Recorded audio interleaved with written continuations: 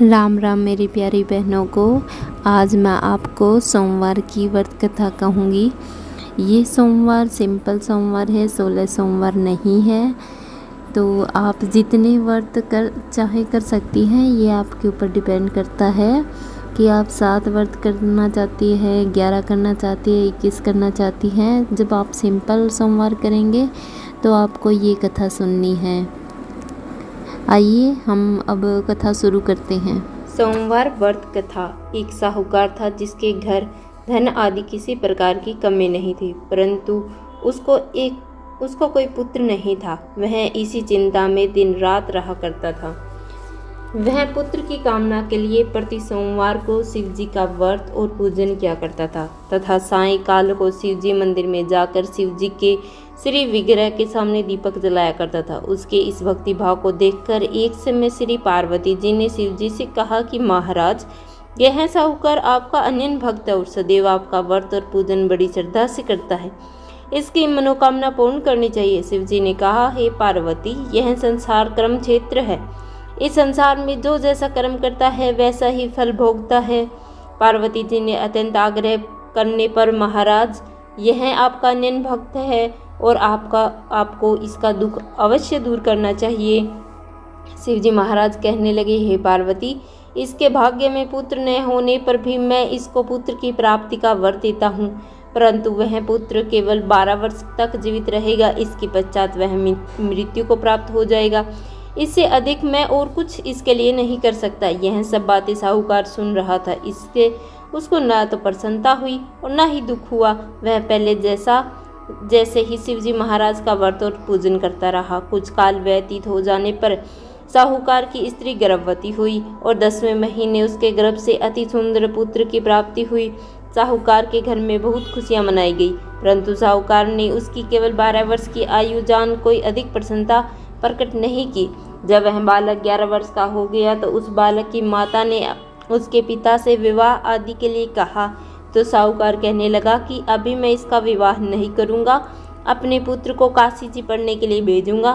फिर साहूकार ने अपने साले अर्थात बालक के मामा को उसको बहुत सा धन देकर कहा कि तुम इस बालक को काशी जी पढ़ने के लिए जाओ और रास्ते में जिस स्थान पर भी जाओ यज्ञ करते और ब्राह्मणों को भोजन कराते जाओ। वह दोनों मामा भांजे यज्ञ करते और ब्राह्मणों को भोजन कराते जा रहे थे। रास्ते में उनको एक शहर पड़ा। उस शहर में राजा की कन्या का विवाह था और दूसरे राजा का लड़का जो विवाह करने के लिए बारात लेकर आया था वह एक आंख से काना था।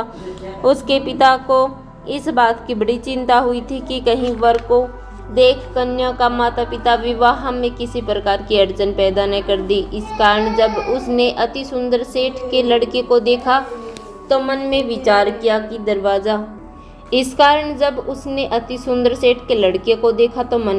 किया कि क्यों न दरवाजे के समय इस लड़के से वर का काम चला लिया जाए। ऐसा विचार कर वर के पिता ने उस लड़के और मामा से बात की तो वे राजी हो गए। फिर उस लड़के को वर के कपड़े पहना और घोड़ी पर चढ़ाकर दरवाजे पर ले गए और सब कार्य प्रसन्नतापूर्वक हो गए। फिर वर के पिता ने सोचा कि यदि विवाह का कार्य भी इसी लड़के से करा लिया जाए तो क्या बुराई है। ऐसा विचार कर लड़के और उसके मामा ने कहा, यदि आप फेरों का और कन्यादान का काम भी करा दे तो आपकी बड़ी कृपा होगी और मैं इसके बदले में आपको बहुत सा धन दूंगा। तो उन्होंने स्वीकार कर लिया और विवाह कार्य भी बहुत अच्छी तरह से संपन्न हो गया। परंतु जिस समय लड़का जाने लगा तो उसने राजकुमारी की चुंदड़ी के पल्ले पर लिख दिया कि तेरा विवाह तो मेरे साथ हुआ है, परंतु जिस राजकुमार के साथ तुमको भेजेंगे वह एक आंख से काना है और मैं काशी जी पढ़ने जा रहा हूँ।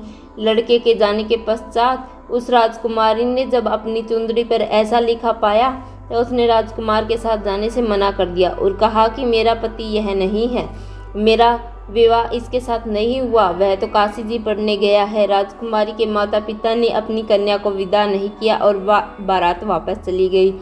उधर सेठ का लड़का और उसका मामा काशी जी पहुंच गए। वहां जाकर उन्होंने यज्ञ करना और लड़के को पढ़ाना शुरू कर दिया। जब लड़के की आयु 12 साल की हो गई तो उस दिन उन्होंने यज्ञ रच रखा था। लड़के ने अपने मामा से कहा, मामा जी, आज मेरी तबीयत कुछ ठीक नहीं है। मामा जी ने कहा, अंदर जाकर सो जाओ। लड़का अंदर जाकर सो गया और थोड़ी देर में उसके प्राण निकल गए। जब उसके मामा ने आकर देखा तो वह मुर्दा पड़ा था। उसको बड़ा दुख हुआ और उसने सोचा कि अगर मैं अभी रोना पीटना मचा दूंगा तो यज्ञ का कार्य अधूरा रह जाएगा। अतः उसने जल्दी से यज्ञ का कार्य समाप्त कर ब्राह्मणों को जाने के बाद रोना पीटना आरंभ कर दिया। संयोगवश उसी समय से पार्वती जी उधर से जा रहे थे। जब उन्होंने जोर जोर से रोने की आवाज़ सुनी तो पार्वती जी कहने लगी, महाराज कोई दुखिया रो रहा है, इसके कष्ट को दूर कीजिए। जब से पार्वती जी ने पास जाकर देखा तो वहाँ एक लड़का मुर्दा पड़ा था। पार्वती जी कहने लगी, महाराज यह तो उसी सेठ का लड़का है जो आपके वरदान से हुआ था। शिव जी कहने लगे, हे पार्वती इसकी आयु इतनी थी सो भोग चुका। तब पार्वती जी ने कहा, हे महाराज इस बालक को और आयु दे दो, नहीं तो इसके माता पिता तड़फ तड़फ के मर जाएंगे। पार्वती जी के बार बार आग्रह करने पर शिव जी ने उसको जीवन दान दे दिया और शिव जी महाराज की कृपा से लड़का जीवित हो गया। शिव पार्वती जी कैलाश चले गए। तब वह लड़का और मामा उसी प्रकार यज्ञ करते और ब्राह्मणों को भोजन कराते अपने घर की ओर चल पड़े।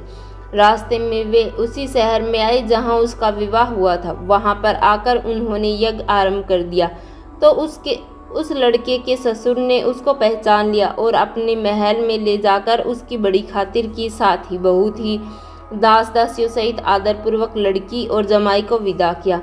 जब वे अपने शहर के निकट आए तो मामा ने कहा कि मैं पहले तुम्हारे घर जाकर खबर कराता हूँ। जब उस लड़के के मामा घर पहुँचा तो लड़के के माता पिता घर की छत पर बैठे थे और यह प्रण कर रखा था कि यदि हमारा पुत्र सकुशल लौट आया तो हम राजी खुशी नीचे आ जाएंगे, नहीं तो छत से गिरकर अपने प्राण खो देंगे। इतने में उस लड़के के मामा ने आकर यह समाचार दिया कि आपका पुत्र आ गया है, तो उनको विश्वास नहीं आया। तब उसके मामा ने शपथ पूर्वक कहा कि आपका पुत्र अपनी स्त्री के साथ बहुत सारा धन लेकर आया है। तो सेठ ने आनंद के साथ उसका स्वागत किया और बड़ी प्रसन्नता के साथ रहने लगा। इसी प्रकार से जो कोई भी सोमवार के व्रत को धारण करता है, अर्थात इस व्रत की कथा को पढ़ता है और सुनता है, उसकी समस्त मनोकामनाएं पूर्ण हो जाती हैं। जब आप 16 सोमवार व्रत करती हैं तब आप मीठे के करती हैं, उसमें आप चूरमा खाती हैं, सिर्फ उसमें नमक नहीं खाते।